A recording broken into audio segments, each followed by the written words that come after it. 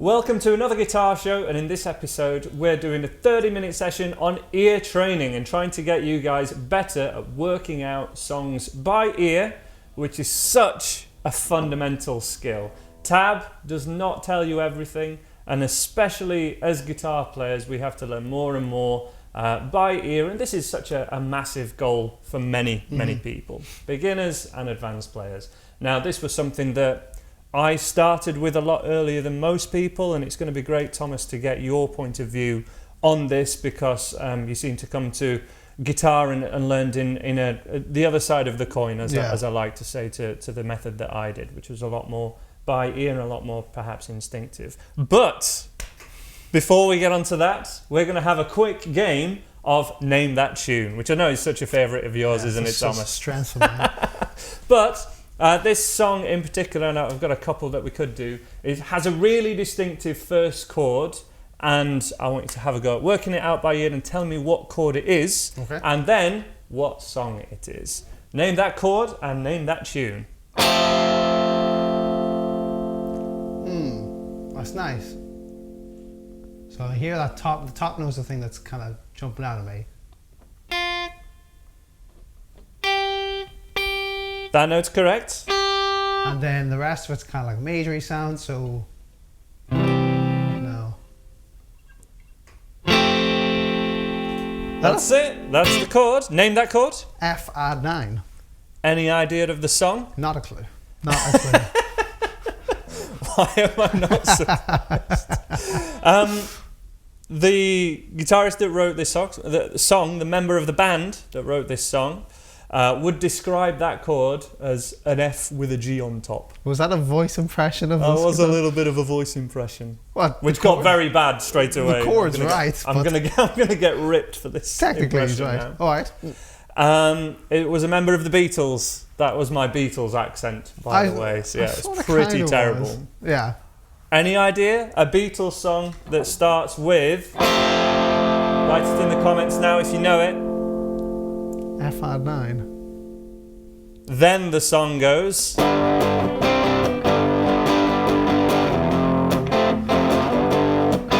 It's been a hard day's night. Is it? And I've been working like a dog. But the song starts... And it's in C, is it, the song? The song's in G. Oh, that's interesting. It's such a unique... That's why I picked it. It's such a unique first chord. And the Beatles tried to do that so often with their songs, trying as soon as the song starts, get something distinctive in there. But yeah, it's a very distinctive chord. I'm going to do one more with you now. I'm enjoying this too much. I just like torturing you, really. Yeah, this isn't the start of a song, but it is quite a distinctive chord. Okay, so that sounds like a major 7. Correct. So with a major 7, I normally like try and find the top note and just put the shape on. E major 7? That's the one. That's the chord. Okay. Is it under the bridge? It is under the bridge. High five. Come on. Thomas got a song. In one. I've done it. One. Yes. There we go. As soon as I played it as well, I think it's also Heaven Knows I'm Miserable Now. Hold on, I got to call my dad.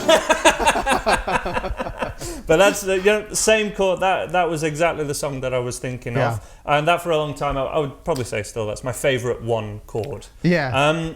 Can you describe, just as quick as you can to let people know what's going on at home, how were you able to do that? Obviously there's so many steps in between that we're going to try and explain in the next half an hour, but how would you describe that you did it then? It's like muscle memory. I heard the sound and I went, that sounds like a major 7 because it's a very distinctive sound. So you heard the type of the chord first, and then you're trying to find the pitch. Like, exactly. And that's actually where I think we should start with today. Simply trying to decide whether a chord is major or minor should be the first point of call for everyone watching this video.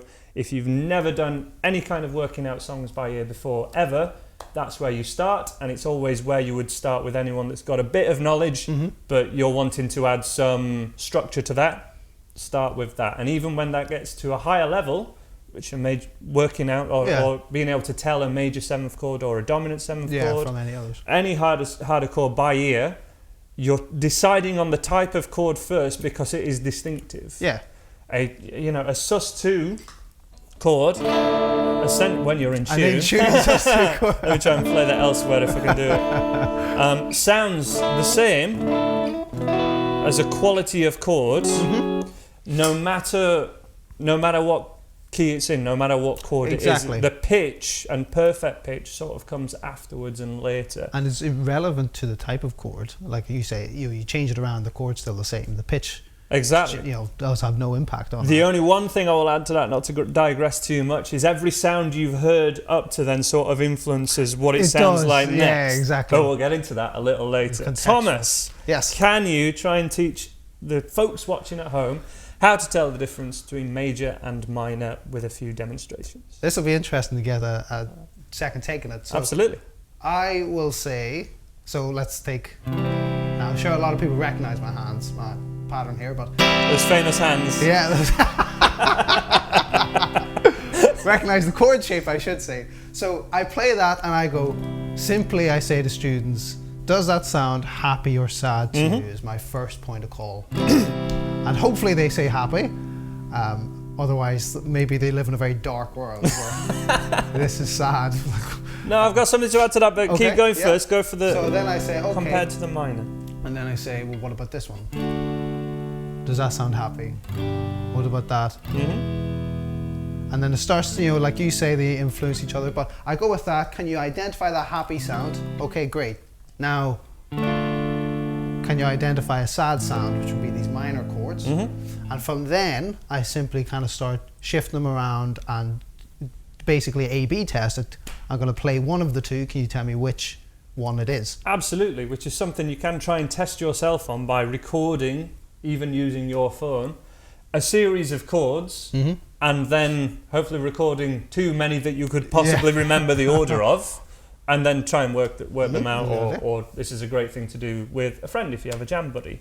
The one thing that I will add to that is major chords, in my experience, when you're communicating to other people what they sound like, they don't necessarily sound joyfully happy. No. Because there's other qualities that would make something sound happy, like a rhythm or something.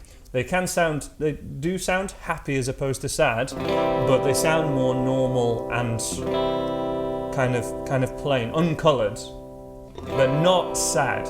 Minor chords, always and forever, sound distinctly sad, especially when you compare it to the major version of it. Yeah. And I would try and stick, first of all, if you're not quite getting the subtlety to it, or you're totally new to this, try it with the same chord, A major and A minor, and then you can more directly tell what the different quality is that you're looking for between the happy major and the minor, because it's actually only one note different. And by doing that, you start to pick out that one single note within the chord, within the wider mass, which is exactly what we're trying to do when we're listening to a song and trying to work it out by ear. And I remember plenty of songs that I used to listen to when I was a kid, and then you hear them again 5 years later, or I hear them now, and they sound totally different to me. Because I've worked on ear training, I can pick them apart. And I remember when I was a kid, certain songs, they just sounded like a whole, and I couldn't pick it apart. But even from being kind of as young as kind of 9 or 10, I was starting to do this stuff, mainly using technology, which I'll talk about in a second. But it's so crucial to begin to, when you listen to a song, be able to pick it apart. What's the hi-hat doing? What are the drums doing?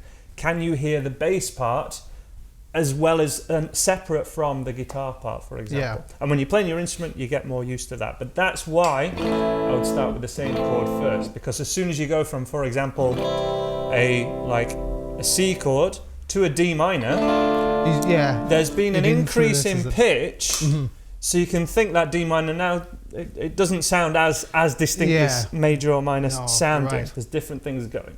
And the other thing that I want to make absolutely clear at the start of this video is the difference between tone, which can be described as brightness or dullness, and the difference between that and pitch. We're listening for pitch here, at least initially. So the pitch is the difference between a low note and a high note. Even if it's I know, an octave. I should be charging for these tones, shouldn't I? But that is the difference between a low note and the a high note. Okay?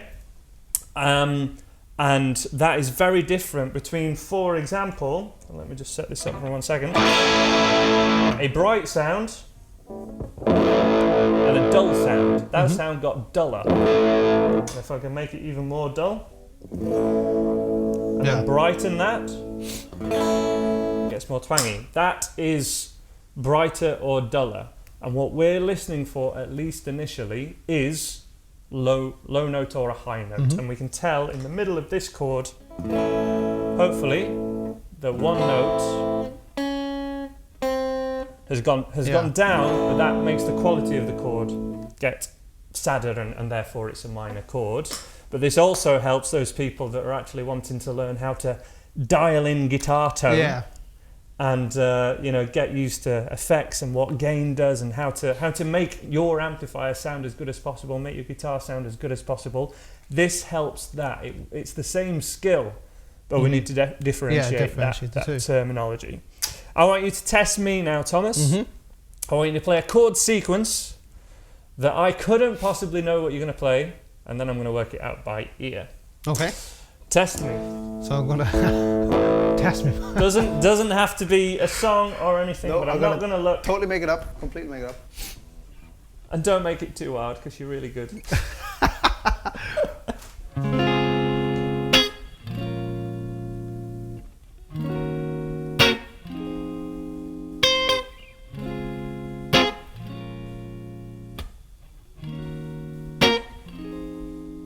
Okay. So 4 chords. So it's a 1 to a -6. Yes. A 2 to I don't know. Interesting. This one flummoxed me. This one always was the first chord people. the E major from before? It wasn't the E major, but what type do you think? It was a. So I heard a major 7 sound. Okay, good. I think. Good.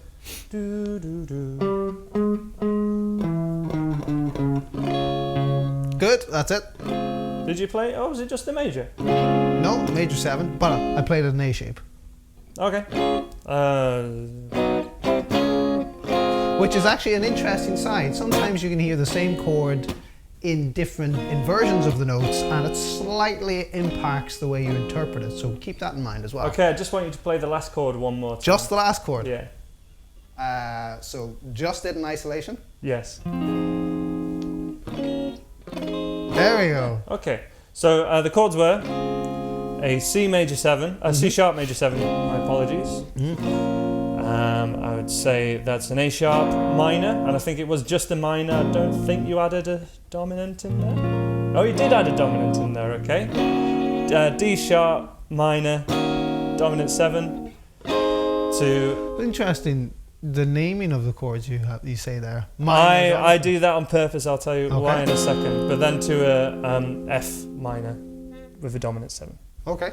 And that's it. That is correct. That's what I got. So those were correct. That is correct. The reason that I normally default to calling them the sharps is to try not to confuse people too much, because as guitar players we tend to go, for example, that note's an A, therefore that note's an A sharp. What I started off by doing was saying that was the 1 to the -6. Yeah. And that is using something called diatonic theory, which we will be talking about more in next week's episode. Exactly. Because we've planned this. But first of all, there's a lot more going off there that you don't have to know, because what I was thinking about was the difference between in the root notes first of all, between each of these chords. Yes, let's and listening for the lowest note. So that's the first step you did. And that would be the way that I would work out any song at all, particularly the chord sequence of a song by ear. Find the root notes of your chord first. Essentially, work out the bass line. Yeah. And that tends to be the easiest thing to do, because you're starting from the lowest note, the lowest pitch you can hear, which is a note. It's not any of the drums or anything. You're trying to find that lowest root note. And the lowest sound you hear is typically going to be the bass note of your chord. Quite easy to pick out as well. It's easier than the other one. It's easier to get right, because the highest note isn't always the melodic note or the name of the chord.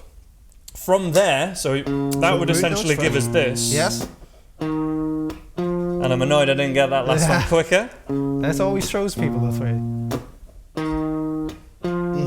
So that's what I got, or I at least got the first three pretty quickly. And after that, I actually remembered that major seventh sound from before. So I think I'd have still got it, but it Yeah. was super clear because Yes. you'd already played so you it. identify just the sound, like an impression. And then the other ones, you know, I didn't quite notice that was a dominant seventh, but That's they're very. it's very subtle, close. Very subtle difference. And if I'd have played it myself, which I should have done quicker, but I was trying to get it, trying to show off really. And then the last two, it was pretty obvious that they were I a find dominant the seventh. A shapes tend to be more so than the E shapes of playing Yeah. these chords. Because it's a higher note you're trying to work Well, out. can you hear the difference? That's normal minor, and there's the Very what I call subtle, minor- especially very in subtle, context, very hard which to is hear. why when I couldn't get one of them, or I was at least unsure, again, I think I could have found it quicker, and I maybe should have, but what I wanted to do was see if I could just hear it and see which Exactly. it is, because that was the skill we're doing. If you're ever unsure, it's amazing how often you can get the right note, literally by, Just exactly. I think it sounds like that one, and that is often That's where how a I lot would of people start where with it the start. minor. At least though, with the minor, I mean, as you heard, the difference is so insignificant that no one's gonna kill you if you play a minor seven or don't when you're meant to play the other one. It's true. Yes, know. exactly. They are the same type of chord. The most important bit with your chords is have you got the right chord, as in is the root note correct? Yeah, huh? And then major or minor. Yeah. Is the And after function that, of you're them. essentially playing the song. We will just briefly cover that. I did come up with that first chord in a different position because I was trying to find it. So that C sharp chord. But it would be hard to get that type of tonal quality from it. Hard to play those notes. We'd be playing something along the lines of that, I guess. And it's just it's a more logical. The only way you could play that chord and it sound exactly like that. Yeah, exactly. Is that, but that's again more from a tonal point of view. Quite a guitar-y kind of, the order of the notes in this always jump out to me as a guitar. Which, if Or is you're that unsure less as so? well, try it there, try it in the other position, Exactly. and you're going to find it. Shall I do one for you? Please, yes. Get my own back a bit. Okay, So so he starts pulling out all the stops. I'm going to try not to, but I might see what I can do. Let's have a look. Ooh.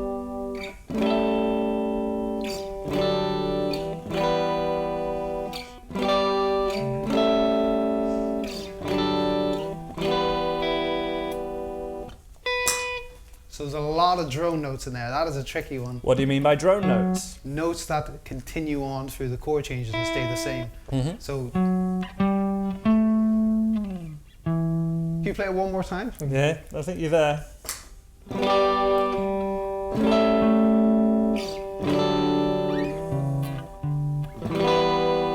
Okay, so I've done the same thing. What were the root notes? So the root notes are G, A, D, and Easy chords, right? E. Right, but But there's some spangle on there. yeah, and normally when we're saying spangler, we've played some spangly chords in previous episodes of another guitar show. It's open strings. Yes. Open strings and notes played higher up. You're playing every one of those root notes in the right position. Uh-huh. Can you hazard a guess Wow. as to what So shape I was playing? there's the constant B string, but it's not that. So I need to try and find the right. It's not the B string that was ringing out. Was it the high E? No, because that gives you the Beatles sounding, the other Beatles chord. Okay, so don't look. Okay.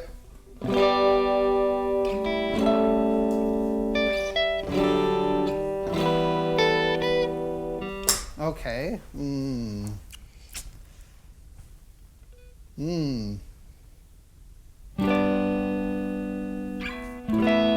Pretty close. Close. It's that easier than that though. See if you can get all four like that, because I'm not sure if you got the last one yet.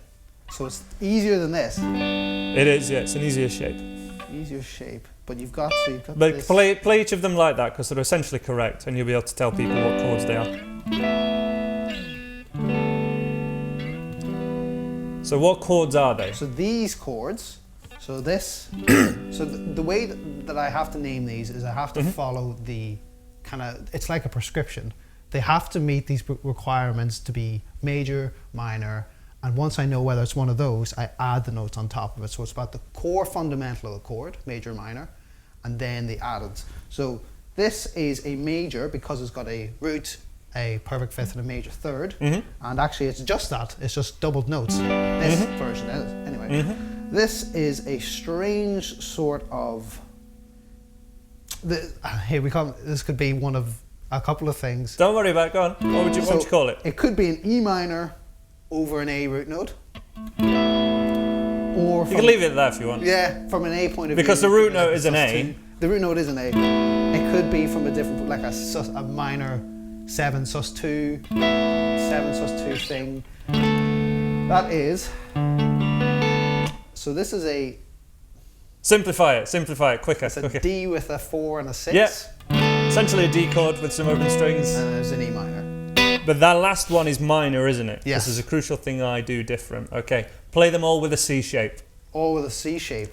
So like this? Yeah. Ah. There we go. There we go. Even this one? That one, how would you... Yep, that's it. To make... What did you change there to make that last one? Major third to minor third. Needed to be minor. The other notes stayed the same. And you spotted that straight away. And you got it with... You even added the little finger on top, as it were. Yeah. Because you know that note is needed. But with the C shape, and this is a trick that I learned from many pop songs, namely a Frank Turner song called The Way I Tend to Be, where what we do is we add a little finger to a C chord on the G note, and then keep that shape exactly the same, move it up 2 frets, it's a fancy D chord, move it all the way up to 10th fret, it's a G chord, and you actually mentioned that this G chord wouldn't even be called anything else. It's a G by following all the notes that exist in the chord, but the positioning of it is different. It gives a different tonal quality to it, which I love, which is the sound of notes higher up the fretboard against the lower to open strings, which is very hard to work out by ear, and why quite a few of the riffs that I did work out by ear and played in a rock band when I was 16 or 17, you have to relearn when you're teaching them because they're played differently, and you never spotted that at the time. But it wouldn't have made much difference in the band. But there's something unique about it recorded on record or anything. The method was exactly the same. Exactly. Root notes, first of all, you got very quickly. Because you saw that it's so much easier to work out the root note and therefore essentially be able to say that's the chord. Yeah, probably basically like that.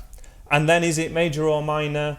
All of them that you spotted were major apart from the last one. Again, very quickly, and then it's just the quality of the chord. Exactly. So you could have even got, if that's a song but you're just wanting to do your strumming version to it, it would be the same with a G, an A, D, E minor. Just much boring.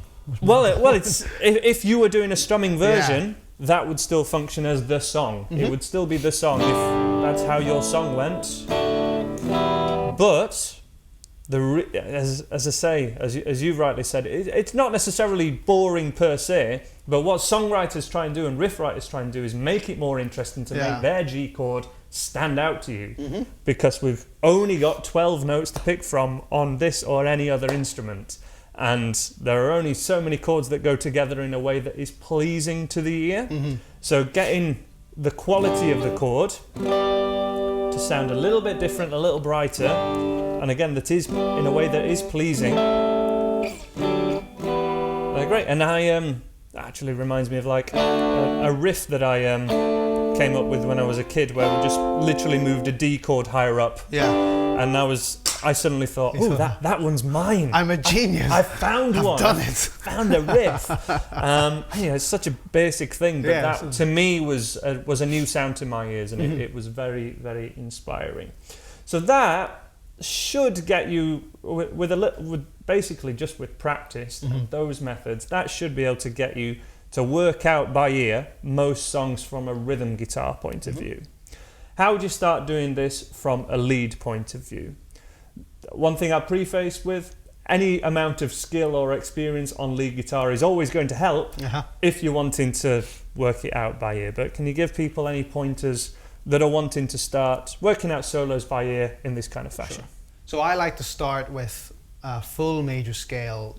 To me, it just sounds more natural, you know, do, re, mi, fa, sol, la, ti, do. You can do it with pentatonics. Major scale gives you the full range of it, but take it in a position, any position, 1 octave, doesn't matter. Great. Now, can we try and start to internalize those intervals? Because that's what we're hearing when we hear melodies. We're hearing notes move to each other. So can I hear that? What interval is that? What interval is that? And just start to hear them in the context of the key that they're in. So I start with that, and then just start gradually making it a bit more difficult, changing chords as they go along. And of course the names change against chords. So a 2 in the C, blah, blah, blah, becomes a 6 in the F, that sort of thing.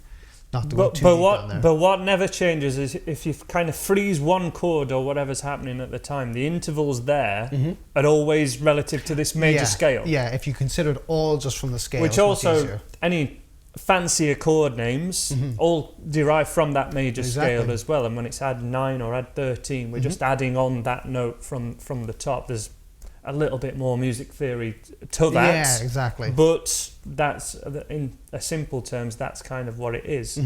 And you're right to point out that the 2 foundations we've got here are the major scale and then the minor pentatonic. If you can get those ingrained in what they sound like, and just try and work out simple melodies from there, it will really help. The major intervals there are the obvious ones to go for as well, thinking about them in terms of not only a melody, but in terms of root notes of chords. So when we're thinking, I've found one chord, where's the next one? Well, if it goes up or down, the first notes I would be trying, rather than random notes, would be major scale. Would be the major scale, or if you can tell it's a certain type of rock or blues song, the minor pentatonic. And this is why learning or going down a path of learning this stuff improves everything in your playing, because it's like you've got the roadmap out in front of you. Oh, it's this type of song, and suddenly a lot of those wrong notes or bad frets that you would hit. I know. I know it's not those. I know which ones. It's all quite connected, isn't it? So one, like you say, a bit of theory on the side helps ear training, and vice versa, for instance. Which will be coming up in the next lesson. The one thing that I want to leave with in this lesson, we'll probably have a little jam at the end, I guess. Because why not? May as well make some music with these things. We are a guitar show after all. But the things that tab are helpful for is telling you the order of the notes and the fretboard locations. For example, telling you that we want you to play a G chord, but not this one. We want you to play the one up here. That's something that tab is a great communication tool for. It's not a great communication tool to tell you exactly how to play that note.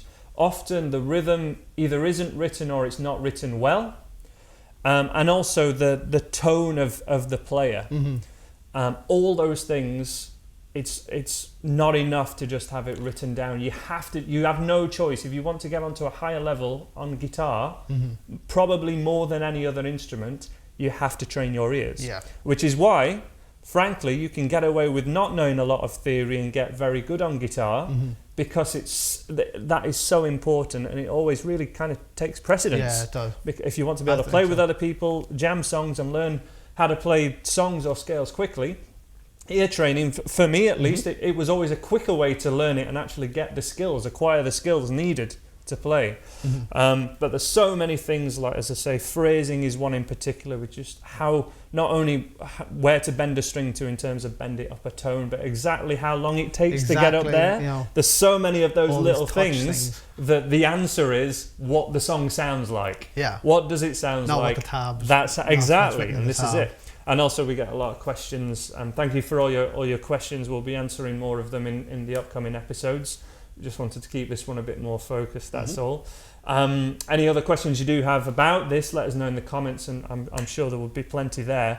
But that's what tab just can never tell you, just that quality and all the reasons, frankly, why you like one song over another, or like one player over another, or have your preferences of sound. It's all from what it sounds like, and the ear training is massively, massively part of that. Of course, both my Andy Guitar website and the Your Guitar Academy website have courses and lead guitar help and chord help and everything, helping you guys to learn this stuff and a lot of the underlying concepts. but as a bit of a plan to take your playing forward and take your ear training forward. Whatever you want to learn. I wanted to structure this lesson so you have your favourite song, for example, and there's no videos for it on YouTube and no one's done a chord sheet for it. You can actually have a go at working it out and going a good long way and getting it more authentic to how it sounds on the recording from a little bit of ear training and a little bit of having a go, really. I mean, how old were you when you first started really working out songs by ear? How long had you been playing? Probably like 3 or 4 years. Oh, no, I thought you were when I was 3 years old. When I was 3 years old. I was there. When I was in the womb, I was like, that sounds like Beethoven's Fifth. No, about 3 or 4 years of playing, I kind of started to connect all the dots and put it together, and it just starts to tumble and pick up speed at how fast you can do it and how easy it is, because it's just muscle memory for your ears, essentially. It is, and we always call it ear training, but it is brain training, really. Yeah. It doesn't matter. There's nothing in the ears to train. It's all your mind working out this stuff. And I have to just finish with. Sorry, I keep saying I'm going to finish, but there's so much on this topic that we could do endless videos on it. The biggest help to me, or a training tool, was technology, but it wasn't a game or any bouncy balls or anything like that, like come with a lot of apps these days. It was MIDI, and basically MIDI sequencing. Back when I first started this on an Amiga Commodore, which for anyone under 30 years old is a computer. I was in the early 90s. Then there was also games on the PlayStation 1. Yeah.